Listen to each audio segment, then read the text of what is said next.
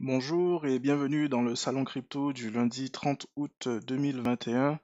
Donc on se retrouve aujourd'hui, le chef Alban qui vous parle. On se retrouve donc avec un Bitcoin qui est légèrement dans le rouge à 47 952 dollars. On a eu un week-end avec quelques bougies rouges suite à un vendredi après le discours de Monsieur Powell aux États-Unis qui a fait une forte poussée sur le Bitcoin. Ben là, on retrace légèrement vers le bas et du coup, on a effectivement une grande majorité du marché des cryptos qui se retrouve un peu dans le rouge. Ben, vous voyez, on a vu là juste à l'instant, on avait Ethereum qui était dans le vert, là pour l'instant qui passe un peu dans le neutre, et puis dans le rouge à 3185 dollars. Il faut savoir qu'il y a une news qui est sortie vendredi que j'ai loupé justement, puisque ce week-end j'étais un peu occupé et je n'ai pas trop regardé le marché des cryptos. Et il y a eu un bug lors de la mise à jour d'Ethereum, et donc ce qui a fait qu'il y a eu un fork. Et des informations que j'ai eues pour l'instant, c'est que certaines poules de minage ont miné en fait des Ethereum sur le fork qu'il y a eu et pas sur la nouvelle mise à jour d'Ethereum. Donc finalement, on pensait que ça s'était bien passé, ben non. Et du coup, on en parlera en détail mercredi lors du salon crypto. Ensuite, on a Solana. Solana qui, je pense, c'est la seule crypto qui est majoritairement dans le vert, hein, qui a bien débuté. Bon, il y en a quelques autres, hein, comme tout ce qui est lié au gaming notamment, mais Solana qui lui a franchi la barre symbolique des 100 dollars. Donc félicitations à ceux qui étaient rentrés sur Solana avant. Moi, je suis bullish sur Solana, donc je conserve encore mes Solana et je vendrai beaucoup, beaucoup, beaucoup plus tard. Pour l'instant, je crois que certains ont fait des 10 fois dans ce que j'ai vu au niveau des forums. J'étais rentré, faudrait que je vérifie, mais je crois que moi j'ai dû faire un fois 5 ou quelque chose comme ça. Du coup, si on regarde donc au niveau de Forex Factory pour les news qui peuvent affecter le dollar et donc qui pourraient peut-être faire changer Bitcoin, faire changer de mouvement de Bitcoin, puisqu'aujourd'hui on stagne un peu, hein. On va le voir tout à l'heure lorsqu'on va passer sur l'analyse technique. La seule information, c'est que mercredi, toute la journée, il y a la rencontre de l'OPEC, donc la rencontre des pays exportateurs de pétrole. Et puis il y a l'indice de fabrication PMI. Et vendredi, vendredi sera le premier vendredi du mois de septembre, et donc il y aura le NFP, le Non-Farm Payroll, qui lui aussi va fortement impacter le marché. Donc voilà, au niveau des news de la semaine, pour savoir à peu près où est-ce qu'on pourrait se positionner, où est-ce qu'on pourrait voir des mouvements sur Bitcoin notamment. Ensuite, quand on regarde, donc effectivement, hein, sur CoinMarketCap, donc on peut voir que les cryptos qui sont tendance, donc ce sont Solana, Binance BNB et Ethereum qui sont tendance actuellement. Et si on regarde donc au niveau du Scalpex Index pour avoir une idée du sentiment de marché, donc on est actuellement en niveau 73 grid euphorie, c'est pas encore l'extrême euphorie, le social index qui est à fond sur up et le market order flow qui est pour l'instant sur des positions relativement neutres. Lorsqu'on regarde ensuite l'analyse technique au niveau du Scalpex Index, donc on voit toujours hein, cette zone où on avait fait donc une espèce de double bottom et ensuite qu'on a continué notre tendance haussière. Pour l'instant, on est dans une espèce de phase de consolidation. Lorsqu'on regarde en fait entre ma borne jaune ici et si je regarde ici le niveau le niveau bas de la borne, si je change la couleur, je passe en vert par exemple. Donc on voit qu'on a un range qui est établi entre ces deux zones de prix, c'est-à-dire entre 46 000 dollars sur la zone basse et 50 000 dollars sur la zone haute. Donc aujourd'hui on est en train de naviguer dans cette zone et on voit donc en daily qu'on a donc cette magnifique petite bougie rouge qui descend, et donc ça veut dire qu'on se dirige vers notre petite boîte verte ici, et donc ça tend soit à un rebond, soit à aller tester déjà en redescendre, puisqu'on voit qu'on n'est toujours pas arrivé dessus, sur les 0,236, ou sinon, si vraiment la chute est vraiment majeure, s'attendent à retrouver les 0,38 vers les 42 000 dollars. Je sais que sur les réseaux que les 40 000 dollars sont des zones qui sont attendues par les traders et les investisseurs. Généralement, quand c'est attendu comme ça, on y retourne souvent, peut-être pas. Néanmoins, là, je pense qu'il va falloir s'attendre à peut-être dans les prochaines semaines à une consolidation, en tout cas du moins dans cette zone-là, peut-être jusqu'à la mi-septembre, très certainement.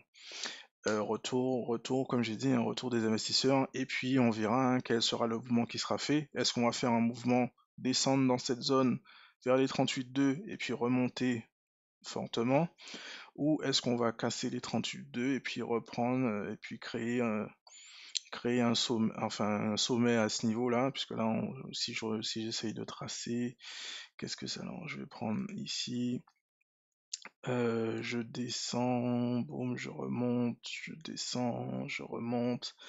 Voilà, là, faudra être vigilant à ça. Si on continue à faire ça, bon, c'est vrai que j'ai choisi une très mauvaise couleur. Est-ce que je peux la changer? On va la mettre en bleu. Est-ce qu'elle est visible? Épaisseur plus grosse. Voilà, donc là, on est en train de faire des M, là. On est en train de faire des M. Donc voilà, il faudra donc être vigilant si on casse effectivement à ce niveau-là, ben, ça confirmera les M et qu'on pourrait donc à nouveau voir une légère petite chute sur Bitcoin et peut-être revenir dans ce niveau de prix à terme. Mais pour l'instant, moi j'observe, là on est dans un range, donc tant que pour moi par exemple ici c'est une zone où j'achèterais, en tout cas, si je devais trader intraday, j'achèterais à ce niveau-là. Et puis voilà. Donc là, on a vu donc au niveau du Scalpex Index. Si on regarde au niveau du BLX, donc l'indice du prix, du meilleur prix, du bon prix de Bitcoin, donc de toute façon, globalement, ça reprend la même chose, sauf que là, je suis en graphique logarithmique, en weekly. Donc on voit donc effectivement qu'on a eu donc le rebond ici, on est en train de remonter à ce niveau. Les alligator waves sont toujours vers le bas. Lorsque je descends en daily, on voit qu'on est actuellement en train de supporter et on n'est pas encore passé en dessous des alligator waves, donc à surveiller. En 3 jours, ben, on est toujours au-dessus. Donc globalement, ça reste toujours un peu positif. Si on regarde maintenant le graphique de Bitcoin, ce qu'on va faire, c'est qu'on va le regarder en mensuel, parce qu'il faut un peu dézoomer lorsqu'on est dans ce genre de phase d'hésitation. Et on voit donc cette bougie qui est en cours, hein, qui va se terminer bientôt, puisque la fin du mois, je crois que c'est demain. Du coup, oui, c'est demain. Du coup, la bougie, là, pour l'instant, qui va clôturer, est une bougie bullish, elle est verte. Euh, donc voilà, c'est ce qu'il faut prendre en compte pour l'instant, c'est que globalement, le mouvement a été croissant. On n'est pas encore dans un mouvement, en tout cas mensuel, bearish. Quand on regarde donc en weekly, on voit que par rapport à la semaine dernière, donc pour l'instant ici c'est notre zone où si on vient en dessous, ben ça voudra dire que ce sont les B1 qui vont gagner la bataille et qu'on risque de redescendre. Et la zone bull ici au niveau de 50 000 dollars. Donc la zone bear c'était 46 000 et quelques dollars, 46 200 à peu près. Et la zone haute boule, donc si on la dépasse, ben ce sont les boules qui gagnent et on est à 50 800 pour l'instant. Quand on regarde là maintenant au niveau du volume profile, donc on est dans une zone à peu près toujours bien défendue. Donc c'est pour ça que je dis qu'il faut vraiment regarder la borne basse, puisque là si je regarde au niveau volume profile, si on casse vers le bas, les BR gagnent. La prochaine zone qui pourrait retenir le prix et qui sera tradée, ce sera vers les 39 000, 40 000 dollars. Euh, du coup, ça c'est pour Bitcoin en daily, enfin en weekly. Si maintenant on passe en daily au niveau de Bitcoin, donc là on voit bien notre fameuse zone de range que j'ai montré tout à l'heure en Scalpex Index, donc on la voit bien ici. Donc pour l'instant on se dirige en tout cas vers la zone du bas du range et il faudrait voir du coup ce qui va se passer. Est-ce que ce sera défendu à ce niveau-là? Est-ce qu'on peut regarder maintenant au niveau Fibonacci pour voir qu'est-ce que ça pourrait être comme zone? Je vais changer le mode.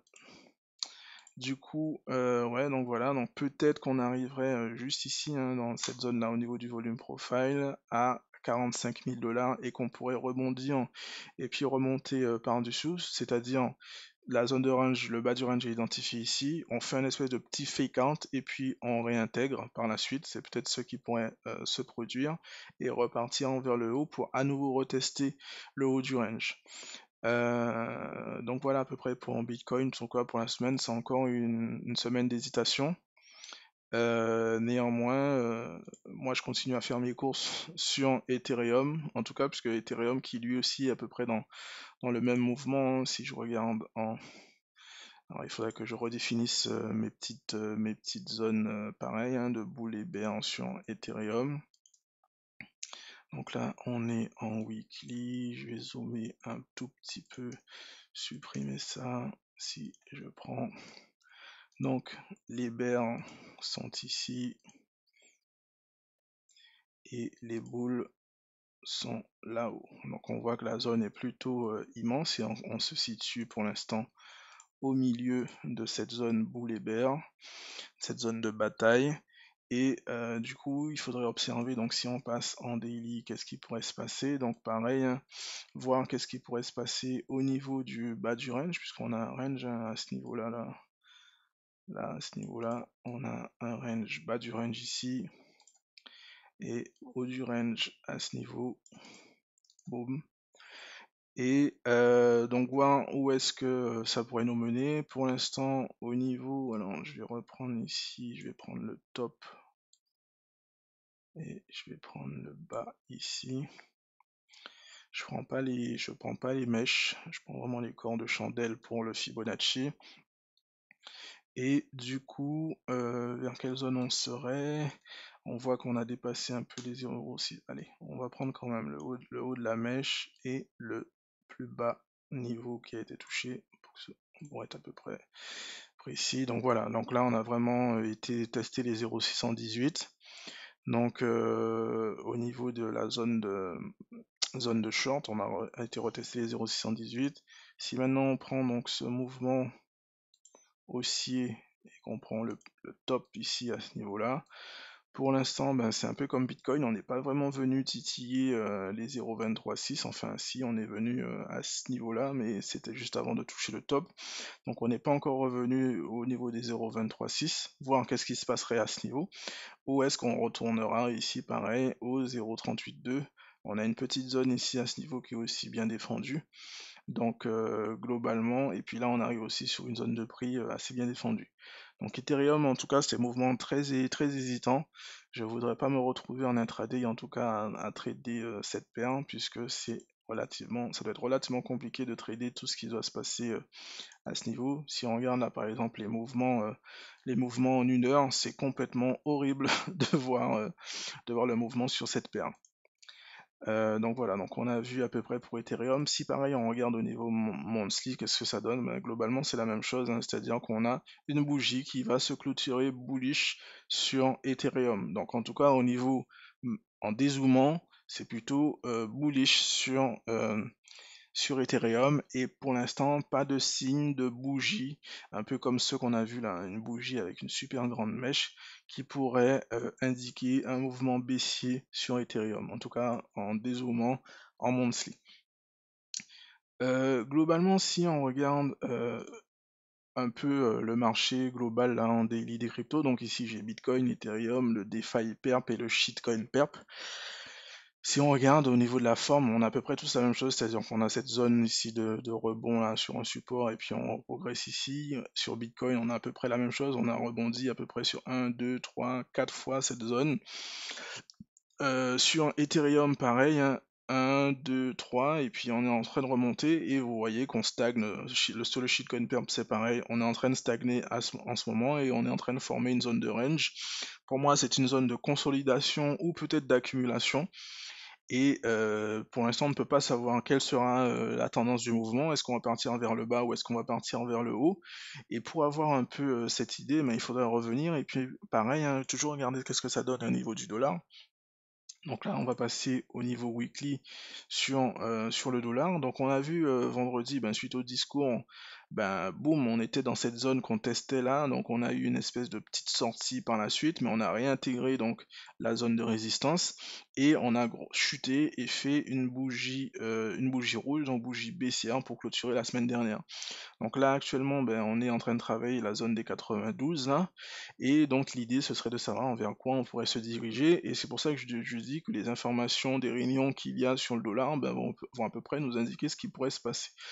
Néanmoins, si je descends là pour l'instant en daily, il faudrait donc vérifier qu'est-ce qui va se passer, c'est-à-dire est-ce que je vais prendre un outil pinceau. Là, pour l'instant, je suis en train de voir cette forme. Je suis en train de remonter et je suis à ce niveau. Donc ce qui voudrait dire qu'il faudrait que là, au niveau de cette zone-là, il faudrait que je dépasse ça pour voir un dollar baissier. Euh, donc à observer ce qui va se passer du coup dans la semaine en daily. En tout cas, il faudra surveiller ce mouvement. On a en tout cas bien une tendance haussière sur une tendance ou un mouvement haussier sur le DXY qui est en place et pour l'instant on n'a pas encore cassé.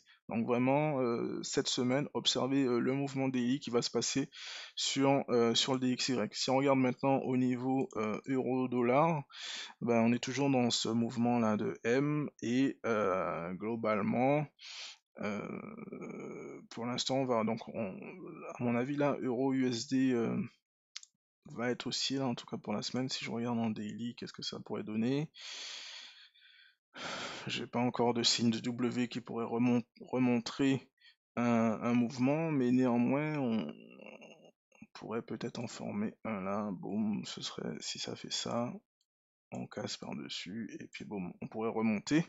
Et donc là, ça redonnerait de la puissance au dollar, mais pour l'instant, on trade ce qu'on voit, donc ce que j'ai dessiné pour l'instant n'est pas encore existant. Donc il faut donc pareil, regarder qu'est-ce qui pourrait se passer dans la semaine sur Euro USD et le DXY.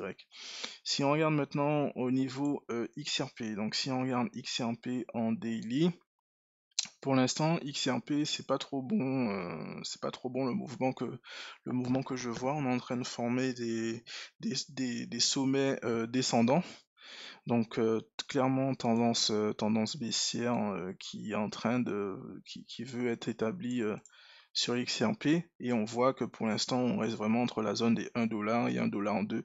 C'est à peu près les zones de prix sur lesquelles on reste sur XRP.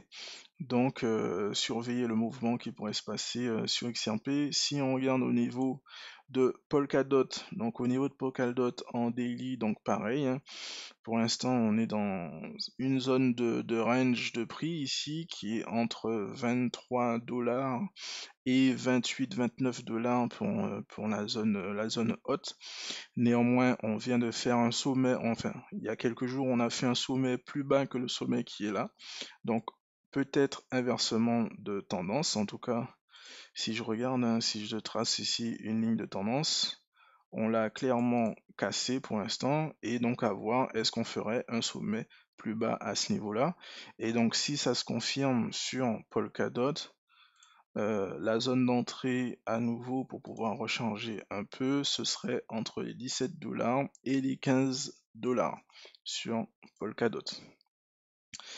Ensuite, si on regarde au niveau de Rune Torchain, donc c'est incroyable, c'est à peu près le même mouvement qui est en train de se mettre en place.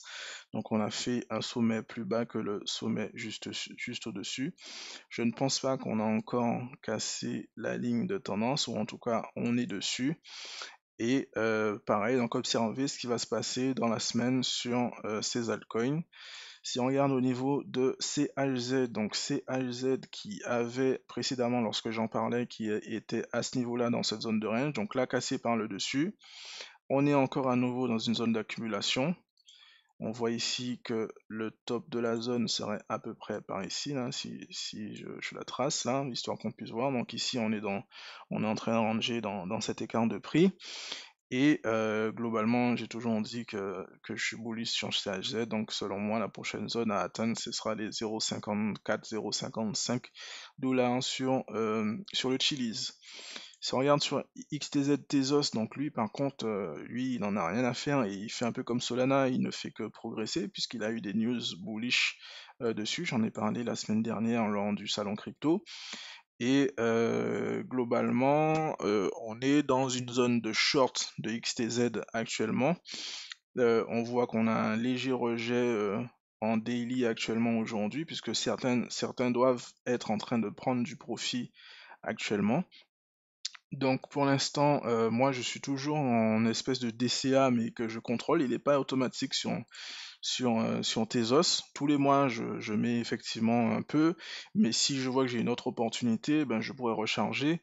Et là, actuellement, au mouvement où nous sommes là, si je recharge en XTZ, ce serait si on atteint ces zones-là, en tout cas, je rechargerai une certaine quantité de dollars pour me placer sur Tezos.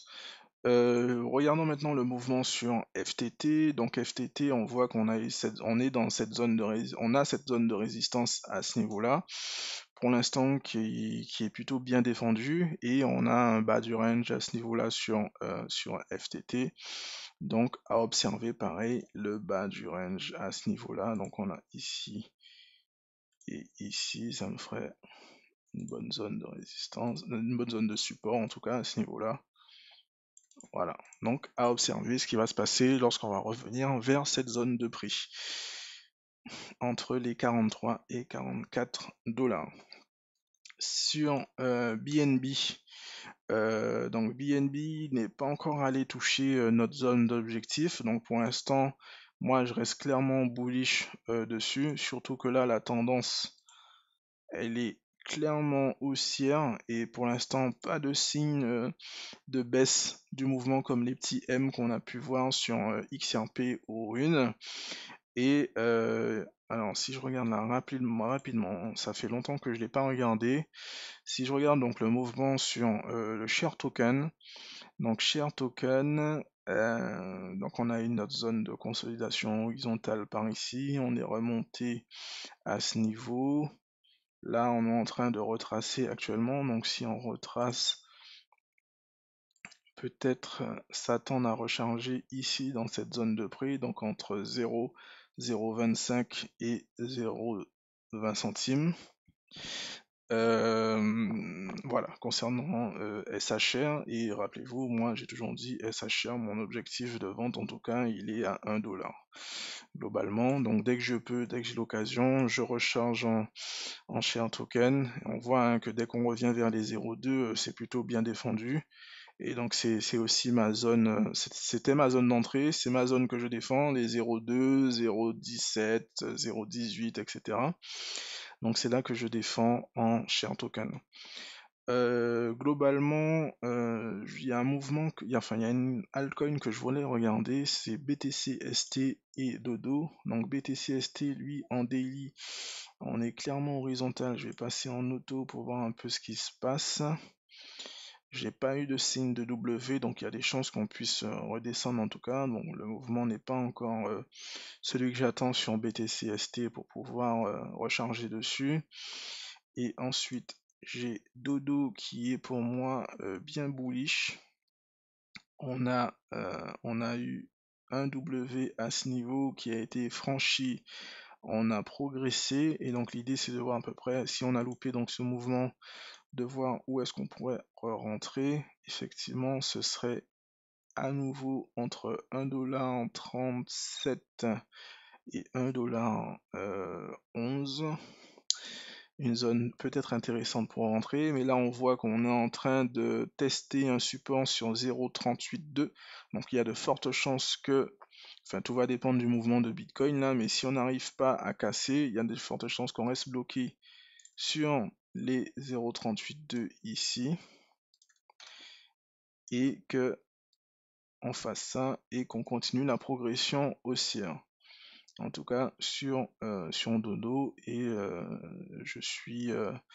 j'ai un sentiment plutôt bullish sur Dodo, sachant que c'est un projet backé par Binance à l'époque, qui a été supporté par Binance Launchpad. Donc voilà, mouvement à surveiller. Alors il y a quelque chose aussi que j'ai oublié de voir sur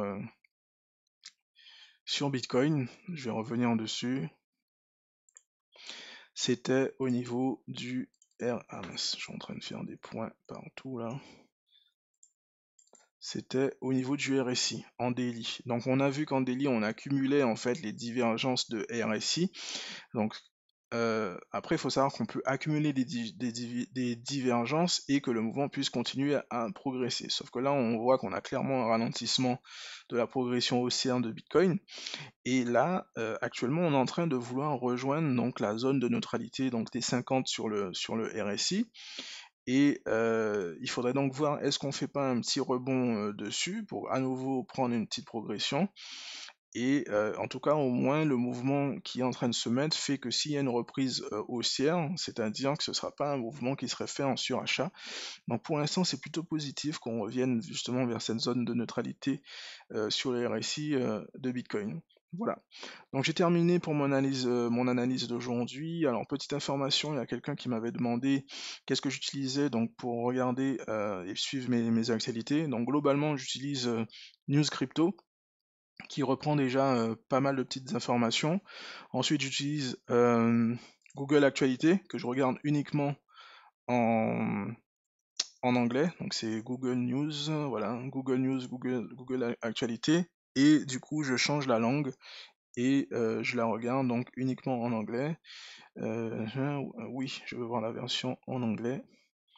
Et je regarde donc les informations généralement qui sont dans Business.